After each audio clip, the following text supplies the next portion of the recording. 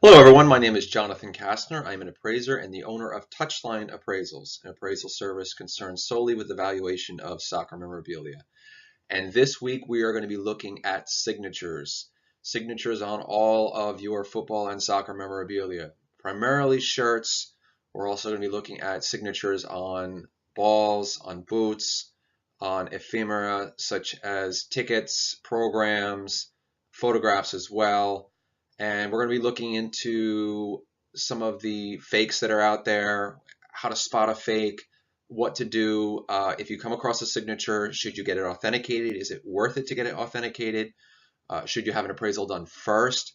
These are the things we're going to be looking at. So here we go, signatures. You can see to the left we have a signature, Diego Maradona. To the right, one of Pelé. Below Pelé, we have Lionel Messi, and to the right, Cristiano Ronaldo. So these signatures are unique. You can see the differences between them, and there's not much variation between them for the players during the course of their career. They haven't changed a whole heck of a lot. Pele used to sign his entire name in the very beginning, and even some examples of his signature up until the 1970s, he will sign it his full name and potentially even his number. But towards the end, he just he started signing so much, or he began signing all the time, that it was just easier just to sign Pele. Diego Maradona signs most of his signatures that way. Diego, number 10 in parentheses, 10 in parentheses. To the right, Cristiano Ronaldo, his signature doesn't change that much. There's some slight variation with the thickness and the size of the signature. Obviously, the thickness and the size of the signature will depend upon the medium that they're signing it on. If they're signing on a shirt and they have to hold the shirt out, stretch it and sign it, or if they have something to hold it flat, the signature will be a little different. If you're signing a photograph or a piece of paper or a poster, it's much easier to sign. It will depend. It will influence the size, the line thickness, the type of pen that is being used, if it's a magic marker, a permanent marker, or if it's a felt tip pen, or if it's a ballpoint pen. All of these things will influence the thickness of the signature. So those are things that you should keep an eye out for. If it's a signed shirt, it's going to most likely be signed with a magic marker, just a simple magic marker, black magic marker.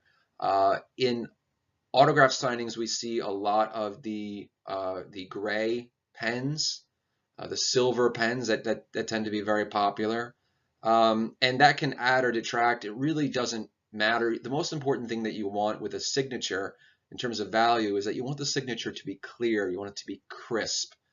You don't want there to be smudges. You don't want to see any kind of fading. You want a clean, crisp signature, and that's how most players will sign a piece of memorabilia. Is that they'll sign it in a clear, crisp manner. If it's not clear or crisp, there's one of two things: the signature either wasn't signed very well, or it's a fake. And those are two things you should keep an eye out for. If it's not signed very well, it's just not worth as much.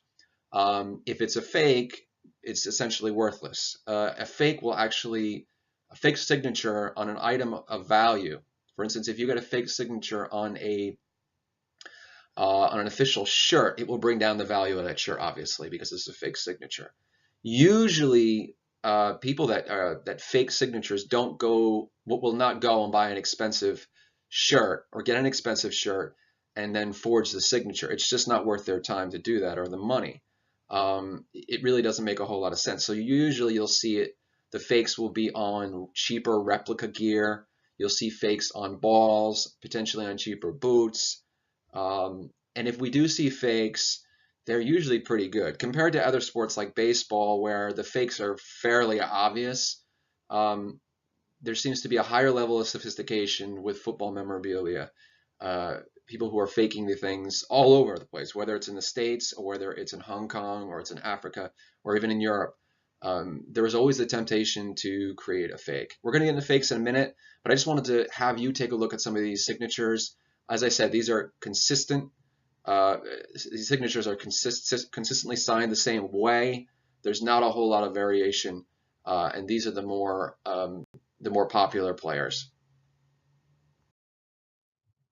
When we're looking at older signatures, we are not going to come across a lot of signed shirts. For one thing, shirts weren't really made available by the teams to the general public until the 1970s, really into the 1980s with merchandising. So occasionally you might come across a shirt. If you do, there's a good chance that it's going to be match worn, and it could be very valuable.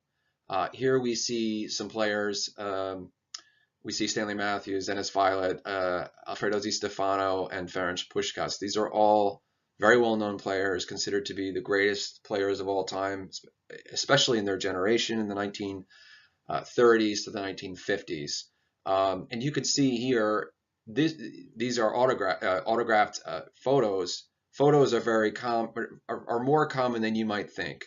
If a fan wanted to get an item autographed, they would get a photo autographed, or they would get a photo from a book or a book signed. So in this respect, older signatures are going to be mostly the examples you'll see are mostly going to be of ephemera, of paper, of this type of collectible, as opposed to jerseys. There are fakes for these as well, that are examples that are out there. They're not that common. These signatures are harder to replicate, harder to duplicate, because they are a little bit more complicated. Ferenc Puskás' signature has a lot of wavy lines. There's a lot of movement, so it's not very easy to duplicate, as opposed to Pelé, and we'll see that in a minute. Pelé's signature is very simple, very easy to duplicate, and there are a lot of fakes because of that. There's not a lot of great demand either for these signatures. So although these players are legendary, the way it works with, at least now with football collecting, is we're sort of still in the nascent stages of it, as opposed to baseball collecting, or in American sports, or collecting for basketball memorabilia. American sports collecting has been going on for nearly a century now. So there is a great demand for the older memorabilia, older signatures, Ty Cobb, Honus Wagner, those players' signatures that are over 100 years old, in some cases 120 years old, that have been faked for, these signatures have been forged for a very long time. So we see a lot of examples. We know what to look out for. With soccer, with international football, we don't have that. We don't have those examples. We don't. It's harder to see. So when we come across a fake, it's important to put the fake out there and say, this is the fake and this is how it compares. As I said, there's a lot of sophistication with the fakes that are out there. There are methods to fake a signature, 3D printing, where the printing device can mimic the weight and the stroke of an actual human signing. That's something to be concerned about. It's very difficult to determine. We're going to get into fakes in a little bit, specifically what you should be looking out for, but I wanted you to take a look at these two photographs with these signatures. Even though you may come across something like this, you're probably looking at about $200 to $300 for these particular items to be sold at auction. Not much more than that, not a heck of a lot. Another thing to keep in mind when we're dealing with signatures is that the signature of a player will change throughout the life of that player.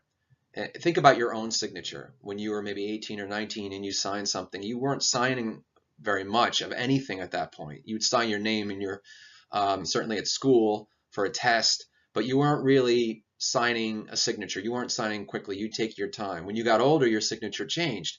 You started writing checks. You started filling out forms. You wanted to sign things quickly. And that's sort of what we see with players. When they first start out, players exhibit sort of a very basic signature, and the signature will evolve over time. And here we can see the different stages of Franz Beckenbauer's signature. Lower left-hand corner, these signatures were all completed at different times. They were not necessarily completed when these pictures were taken, but the oldest of these photos would be probably that lower left-hand corner trophy that he won. Looks like the German Cup trophy he won with Bayern Munich. And we're looking at the 1960s. And his signature is essentially almost a first initial and the last name Beckenbauer. You can see some variation, some breaks. There's Franz, a dot, occasionally, and then Beckenbauer. There's a B, there's a space, first part of Becken, and there's Bauer, and there's a lot of dots there. There's some variation with the earlier ones. There are less breaks there. And by breaks we mean spaces between the letters. The lower picture in the middle, that one is certainly different than the one to the left. So with Franz Beckenbauer, there's a great deal of variation. And his signature in the beginning will tend to be a little bit more simple.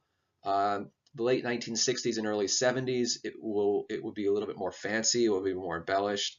And that signature pretty much stayed the same way up until the 1970s and 80s, where it remained the same way. But again, in the beginning, a little bit more simple. And this is how you determine if a signature is correct when you authenticate a signature. I am not an authenticator. I'm an appraiser, so I deal with the value. It's good for me to know if something looks real or not. If there are some red flags that come up, then I would encourage the owner of the personal property to get it authenticated. And there are authenticators in this country, in the States, very good authenticators who deal primarily with sports memorabilia. James Spence is a very good authenticator. PSA DNA, very good authenticators. There are a number of them. Brian Cathanis at National Appraisal Consultants. He's very good at spotting signatures. He has a lot of experience in looking at signatures. So you really need to go to a specialist to determine if the signature is real or not. I can spot an obvious fake. Fakes that are a little harder, you should really go to a specialist. And that's a separate process in order to get something authenticated. An authenticator will look at the signature. They will examine it. They might ask the owner for the provenance. The provenance is the story behind it. How did they get this? What do they know? But they'll really just inspect the item and compare it to others. They'll look at the pen. They'll make sure that the ink that was used. Is there any bleeding involved in it? Is there any tracing involved in it? When you sign a signature, you sign it quickly and you move on to the next one.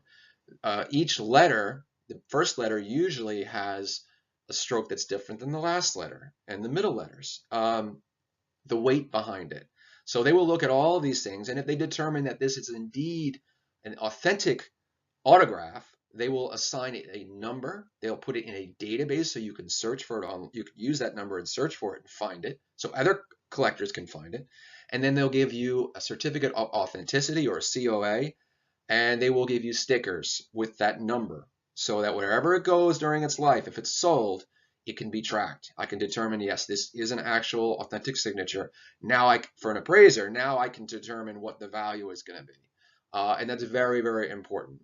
Here, as I mentioned, the signatures for Franz Beckenbauer, that one signature in the middle for Hamburg, if you could see, there's a huge variation, a huge difference between the B there and that last name, and then the B and the others.